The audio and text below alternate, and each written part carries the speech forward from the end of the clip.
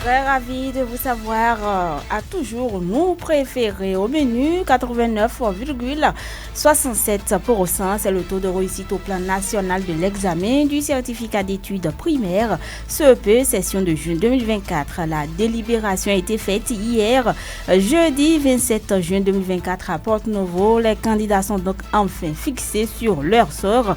Et dans le rang des candidats admis, c'est la joie. Précision à suivre. Journée internationale de lutte contre la drogue au Bénin. Pendant ce temps, la commune de Kétou a abrité la cérémonie officielle de la 37e édition. Une cérémonie qui a connu la présence de plusieurs acteurs et est une occasion pour tous les participants de réitérer un engagement ferme à poursuivre la lutte contre la détention, l'usage et le trafic de la drogue en République du Bénin.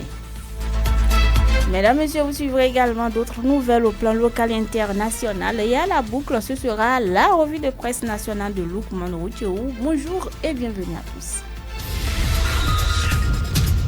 Sota Midi Magazine, le point de l'actualité de la journée sur ta radio. Sota FM, c'est maintenant et tout de suite. Les candidats à l'examen du certificat d'études primaires CEP 2024 sont désormais fixés sur leur sort.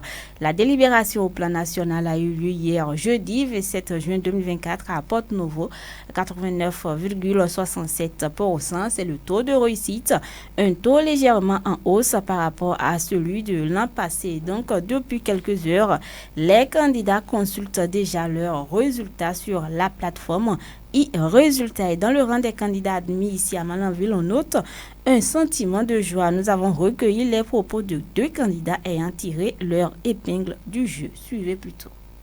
Je m'appelle Sunto Metogwe Omar Espérant. Que j'ai attendu la nouvelle, je suis très content parce que j'ai trouvé mon CP. C'est grâce à mes parents de m'avoir soutenu durant toute l'année et pour ne pas les décourager aussi, je me suis battue pour avoir le CP. Je suis vraiment content et je remercie mes parents qui m'ont soutenu. Le conseil que j'ai à donner à mes frères et sœurs, c'est de lutter comme moi et avoir toujours de réussite pour ne pas décourager leurs parents. Je suis très content. Mes parents m'ont aidé tous les matins. Ils m'envoient à l'école, ils me donnent 100 francs d'aller à l'école. Si je vais là-bas, ils m'ont dit que je n'ai plus s'amuser à l'école, de travailler à l'école. C'est pour cela, moi-même, je me suis donné à l'étude.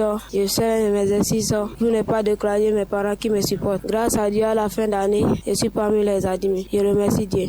J'encourage aussi mes amis qui ne sont pas admis de fournir d'efforts pour l'année prochaine. Ils seront tous admis aussi. Je dis merci à mes parents qui m'ont aidé et merci à mes enseignants aussi. Les parents également expriment ici leurs sentiments et rendent grâce à Dieu du succès de leur progéniture. On les écoute.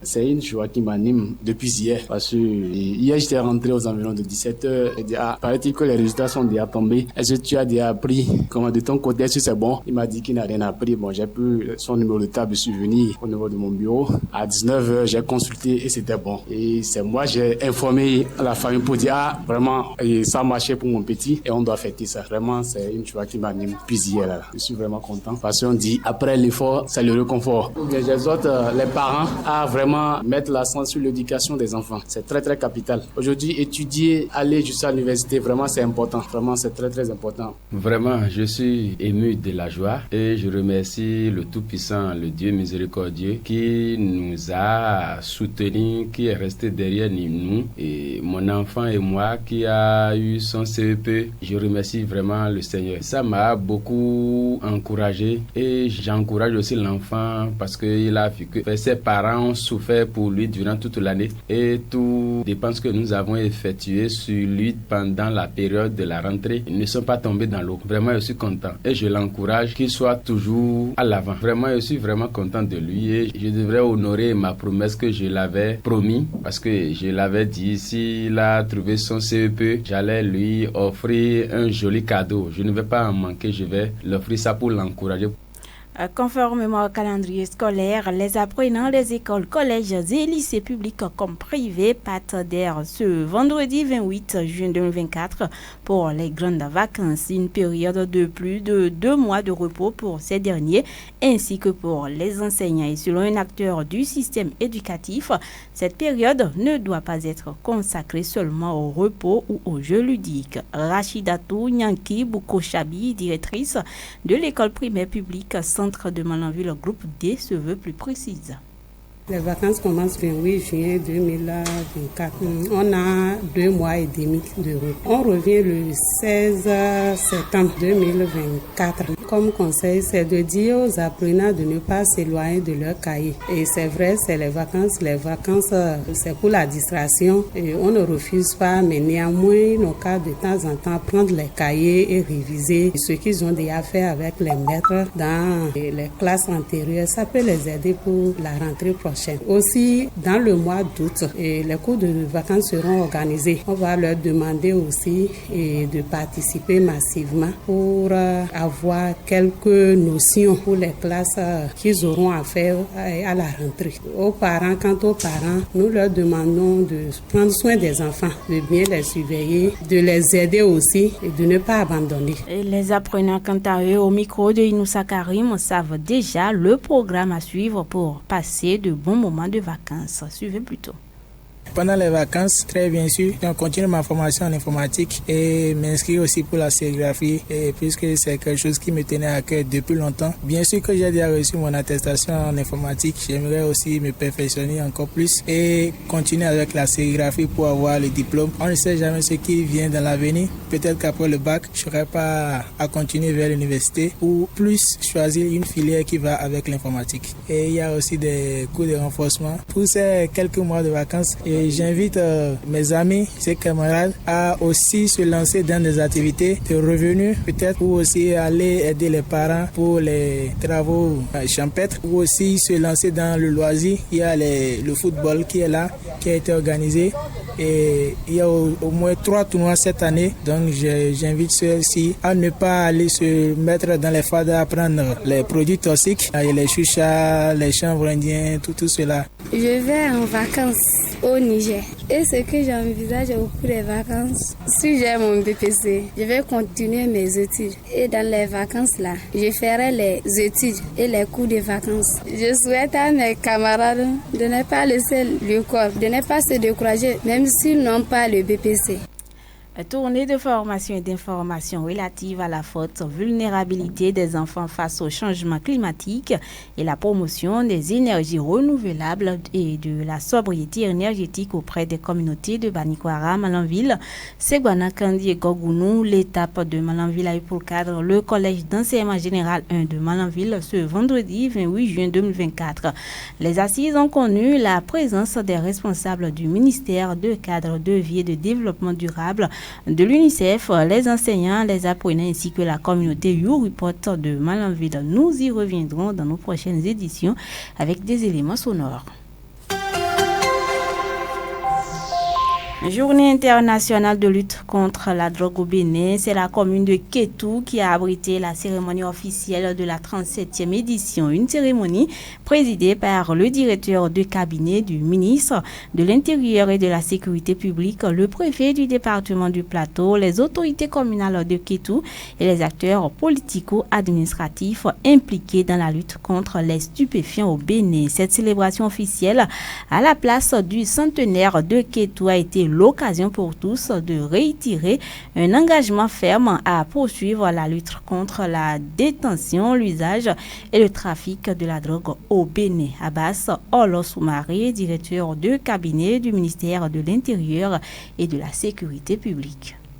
L'occasion me semble bien propice pour conscientiser et sensibiliser une fois encore nos communautés, en particulier les familles et les agents des services publics comme privés, sur les dégâts qu'engendre la production non contrôlée et surtout la consommation des stupéfiants et substances psychotropes par les populations. Ces pratiques répréhensibles affectent quotidiennement non seulement la santé des consommateurs avec parfois le rejet de celui-ci, hélas, par sa famille et sa communauté, mais également le développement socio-économique de la nation tout entière. Cette journée vise habituellement à informer le grand public sur des thèmes comme les droits humains, le développement durable inclusif et la santé en lien avec la drogue. C'est aussi l'occasion pour les pouvoirs publics, les partenaires internationaux et la société civile d'organiser des activités de conscientisation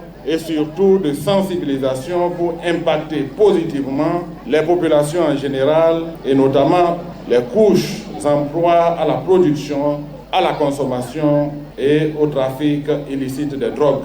Pour le préfet du département du Plateau, le thème retenu pour cette 37e édition de la Journée internationale de lutte contre la drogue est évocateur, en ce sens que la prévention et la répression systématique de l'usage des drogues sont un moyen pour préserver le bien-être social des populations. Daniel Valère Setongo, préfet du Plateau.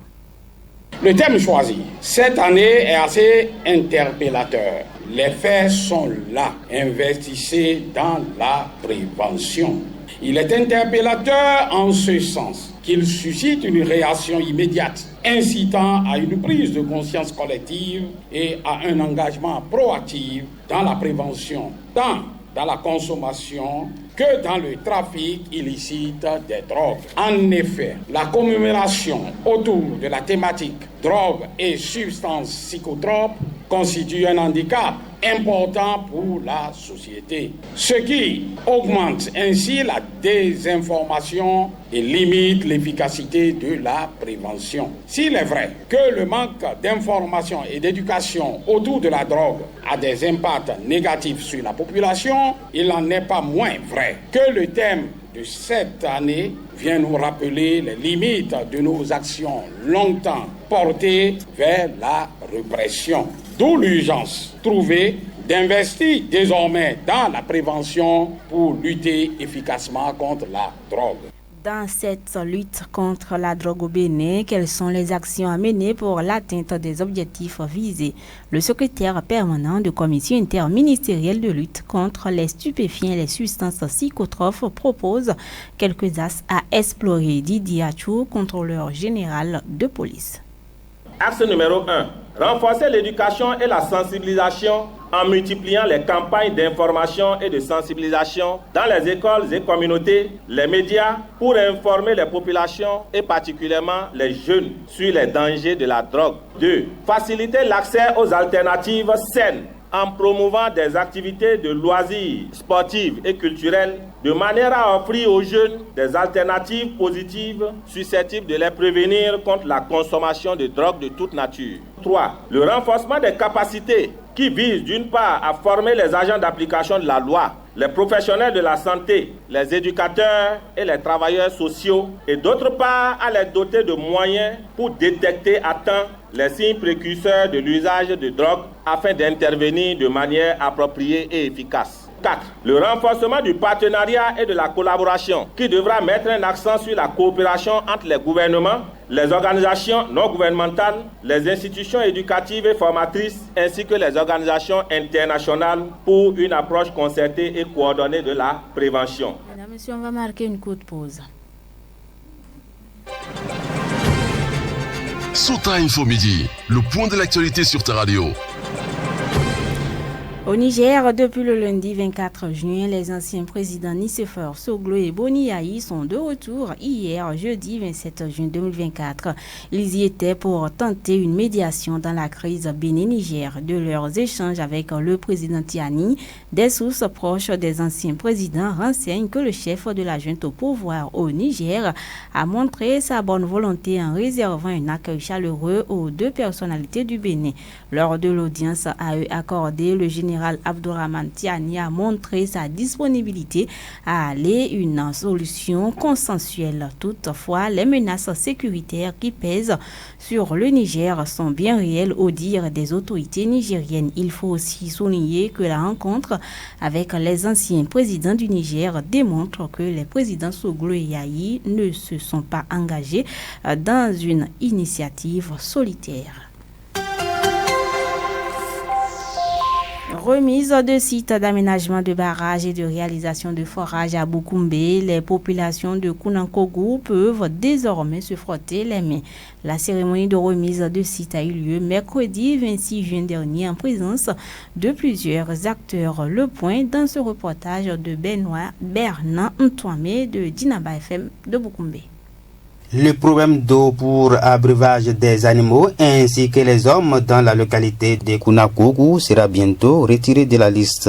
La remise officielle du site devant servir l'aménagement d'un barrage et la réalisation d'un forage avec équipement a eu lieu ce mercredi 26 juin 2024 devant le site AGS Inter et l'entreprise devant réaliser les travaux. Suivez le responsable de cette entreprise. Dans le village de Kounakougou, on a été attributaire d'un marché de retenue d'eau, en plus de la réalisation d'un forage devant alimenter des abreuvoirs.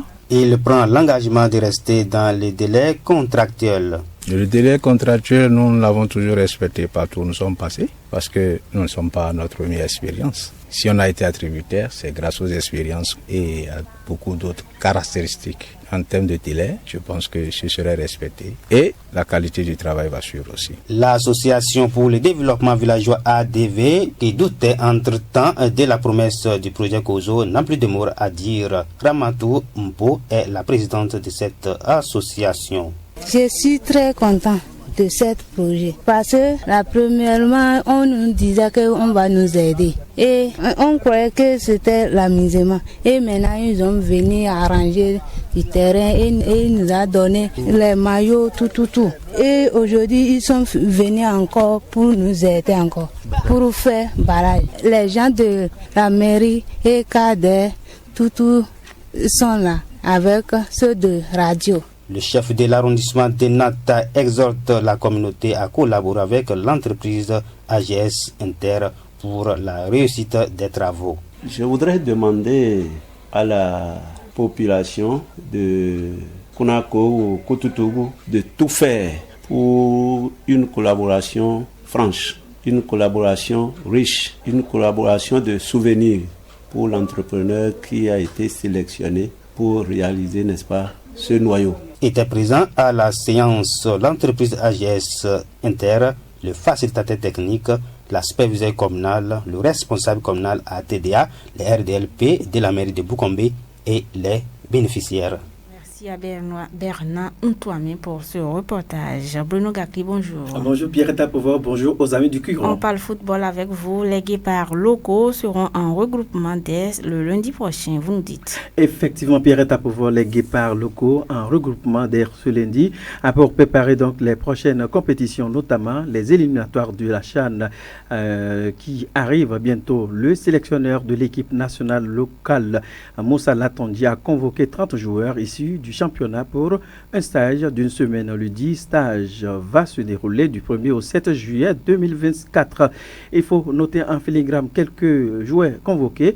Au niveau des gardiens de but, nous avons Agbassa Serge de l'AS Cotonou, Ryan Karim de Dadje FC, Tinovi Mario de l'Autopopo. Au niveau des défenseurs, nous avons comme joueurs Bachirou Sika de Coton FC, Fassino Rodrigue de l'Autopopo. Nous avons Kamarou Moudachiro de Dragon et d'autres figures emblématiques du sport béninois, Pierrette Apovo. Merci beaucoup à vous, Bruno Gakli, pour toutes ces précisions hors de nos frontières. Zulkif Lulona, bonjour. Bonjour, Pierrette Apovo. Frontière Cameroun-Nigeria, Abuja accepte de ne pas saisir la Cour internationale de justice. Oui, Pierrette Apovo, le dialogue plutôt que la justice internationale pour trouver un consensus sur le dernier kilomètre de frontière a démarqué. Le Cameroun et le Nigeria se sont mis d'accord ce mercredi 26 et jeudi 27 juillet 2024 lors de la 20e session extraordinaire de la commission mixte à Yaoundé. Ainsi, le Nigeria accepte de ne pas saisir la Cour internationale de justice pour résoudre les derniers points litigieux en suspens. Il reste à s'accorder sur 3 points précis dans les derniers 35 km de frontière à définir sur 2100 km environ qui séparent le Cameroun du Nigeria. Abuja envisageait de saisir la Cour internationale de justice CIJ, mais une telle procédure aurait repoussé encore la conclusion du travail entamé il y a plus de 20 ans. Le représentant du secrétaire général des Nations Unies, le Mozambicain Leonardo Santos Silomo, c'est important que les deux pays travaillant ensemble fortifient les rapports entre eux pour le futur. Il faut éviter de rater une occasion de travailler ensemble pour surmonter des difficultés de parcours. Pierretta Povo. Merci à vous. Avant suite, Zulkifil Lona, on va installer cette fois-ci la revue de presse nationale de Lokman Ouaroutiou. Suivez la revue de presse sur Souta FM. Amis de la plume et du papier, mesdames, messieurs, bonjour. Dans l'actualité ce vendredi, démarrons avec les résultats du CEP 2024. 89,67%. C'est le taux d'admissibilité au plan national du certificat d'études primaires CEP cette année, révèlent les journaux. Les 4 vérités Info Matin, Bénin Intelligent, Dabarou, Dynamise Info, Daibi Info, Fraternité, Le Matinal, Libération, Matin Libre et La Boussole, sans oublier l'informateur, renseigne que les résultats de cet examen national sont déjà disponibles. Hier, jeudi 27 juin, souligne Matin Libre, le directeur des examens et concours des enseignements maternels et primaires a rendu public les statistiques et grandes tendances de l'examen du certificat d'études primaires CEP session 2024 à Porto Novo. Le taux de réussite est de 89,67%. Résume le journal avant de faire savoir que ce taux de réussite est supérieur par rapport à celui de l'année dernière qui était de 81,29%. Soit 8% de plus cette année, calcule mon confrère qui dresse le taux de réussite selon chaque département. Premier, le plateau, 95,35%. Borgou, deuxième avec 94,60%. Troisième, la Donga, 93,97%. Quatrième, le Mono avec 93,02%. Le littoral vient en cinquième position avec 91,99%. Sixième, les collines, 91,11%. Au 7e rang, le Zou se positionne 91,18%, vient l'Atlantique à la 8e place avec 90,11%. Le 9e rang est occupé par le Koufo avec 85,04%, Ouémé 10e avec 84,12%. Quant au département de la Liborie, poursuit mon confrère, il vient à l'avant-dernière place, c'est-à-dire 11e avec 83,11% et la Takora ferme la marche avec 82,16% de taux de réussite. Pendant ce temps de l'éducation à la médiation de Yaye et Soglo, les journaux renseignent que les 2 anciens présidents béninois sont de retour à Cotonou. L'information est traitée par le matinal, l'informateur La Boussole, l'événement précis, Matin Libre, Dynamise Info et Daibi Info, sans oublier Info Matin. Selon ces publications, les 2 anciens présidents béninois en mission de médiation à Niamey sont de retour au Bénin. Le coopérant reste suspicieux et parle du suspect silence des 2 anciens présidents sur les conclusions de leur séjour de 112 heures à Niamey. Info Matin présage un probable compte rendu à Talon. Mais qu'en sera-t-il de la suite du dossier? S'interroge le journal. L'événement précis note pour sa part des retombées des négociations de Soglo et Yayi avec Tiani. Pour le dégel de la crise, suppute les 4 vérités, Tiani se montre favorable. Mon confrère révèle ce qu'il a dit à Soglo et Yayi. S'il ne voulait pas que la balle revienne à terre, il n'allait pas les recevoir. Analyse Matin Libre pour lequel le fait donc de s'entretenir avec les 2 anciens présidents du Bénin, alors qu'il sait qu'ils sont venus pour essayer de trouver une solution à la crise, est la preuve que le général Tiani a non seulement de la considération pour M. Soglo et Boni Yayi, mais surtout il est disposé pour que les relations entre le Bénin et le Niger reviennent à la normale. La balle est dans le camp de Talon, déclare le président du CNSP, repris par le journal. Alors estime l'opinion aujourd'hui dans son opinion à Tréma, c'est un tournant inattendu avec Soglo et Yayi. En tout cas, c'est une démarche méthodique avec des actions presque dans la discrétion qui confortent le statut d'homme d'État expérimenté. Salut Dynamise Info. Pour ça, pas ainsi dans les dernières secondes, le potentiel pousse un cri de détresse. Le journal alerte que les caisses de l'État sont en souffrance. Mauvaise gestion dans les structures publiques, ça vole toujours. S'alarme la publication qui place au banc des accusés DG, DAF, gestionnaire de crédit, etc.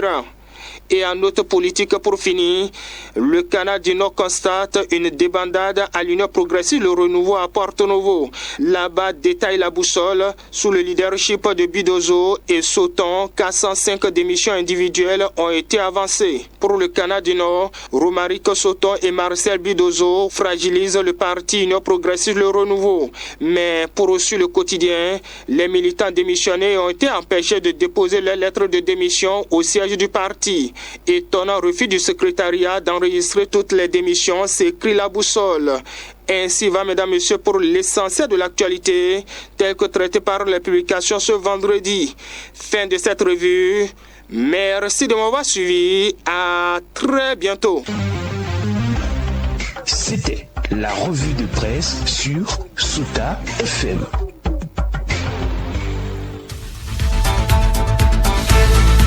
Mesdames, Messieurs, ce sera également tout pour cette édition. Merci de nous avoir suivis. Je suis Pierrette Apovo devant ce micro. Aboubakar Doko assure les manipulations techniques à l'édition. On retrouve Inoussa Karim. Bon vendredi à chacun et à tous. C'était Sota Midi Magazine, le rendez-vous informatif de la mi-journée sur Sota FM, la radio de l'espoir. Merci pour votre fidélité. Suivez la chronique en français facile sur Sota FM. La chronique en français facile sur Sota FM. Alassane Sani Bio.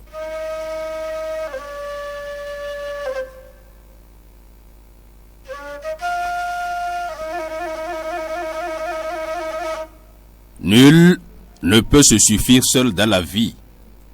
On a besoin de l'autre pour donner du sens à sa vie. C'est une vérité universelle. Dieu nous a déjà enseigné cela à travers toutes ses œuvres. Et chacun doit le savoir simplement en regardant la manière dont il est composé. Nous avons la tête, le pied, les mains et tous les autres organes qui fonctionnent en nous pour que nous soyons en vie. C'est un exemple qui doit nous calmer malgré notre niveau de réussite ou de succès. Sans le pied, la tête ne peut pas librement aller là où il désire aller et comme il le désire. Sans la tête qui comporte les yeux, les oreilles et autres, le pied est limité dans ses mouvements. La main aussi, son importance n'est plus à démontrer. Bref, nous le savons tous déjà. C'est pourquoi, en créant l'humanité, Dieu a envoyé l'homme et la femme sur terre. Donc la vie est une complémentarité. Chacun doit l'intégrer à nouveau dans tout ce qu'il fait. Parce que si on a une certaine bénédiction de la vie, on a tendance à croire que ce sont les autres qui ont besoin de nous et que le contraire n'est pas possible. Attention, nul ne peut vivre sans les autres, ni bâtir son empire sans l'apport des autres, directement ou indirectement. Malheureusement, on arrive à vite oublier cette évidence, ce qui plonge des personnes d'un certain niveau de vie dans l'errance. Ils traitent les moins nantis ou les nécessités comme étant des gens sans dignité. Ils se voient d'une certaine catégorie. Difficile pour eux de cohabiter avec les autres de la société. Ces genres de comportements s'observent beaucoup plus chez les jeunes qui revendiquent leur aisance, qui se disent détenteurs d'un certain pouvoir financier. Pour eux, les autres n'existent pas. À peine ils répondent aux salutations de ceux qu'ils considèrent comme pauvres. Ils ont souvent le monopole des propos déplacés. Ce sont eux qui veulent dicter leurs lois à tout moment et à tout endroit. Même si les autres ne voient pas leur importance et ils se mettent en tête qu'ils sont des personnalities. Ainsi, ils deviennent esclaves de leur ego. Ce sont des gens qui souffrent dans leur âme. Ils ont des lacunes qu'ils cherchent à cacher. Parce qu'en réalité, ils sont des arrivistes. Ils savent qu'ils ont des faiblesses et c'est par hasard qu'ils sont parvenus à ce niveau. Ce sont en fait des géants aux pieds d'argile. Ils ne pèsent pas. En résumé, ce sont des gens qui sont assis sur du faux. C'est pourquoi ils font du faux bruit pour influencer. Quand tu es face à ce genre de personnes, sois calme. S'il finit de s'agiter, il viendra te saluer. Il oublie que quand il tombe, ce sont les autres qui viendront le secourir. C'est pourquoi il faut toujours considérer son semblable, peu importe son rang social. Citoyen de la République, c'est tout pour aujourd'hui. On se reprend très prochainement.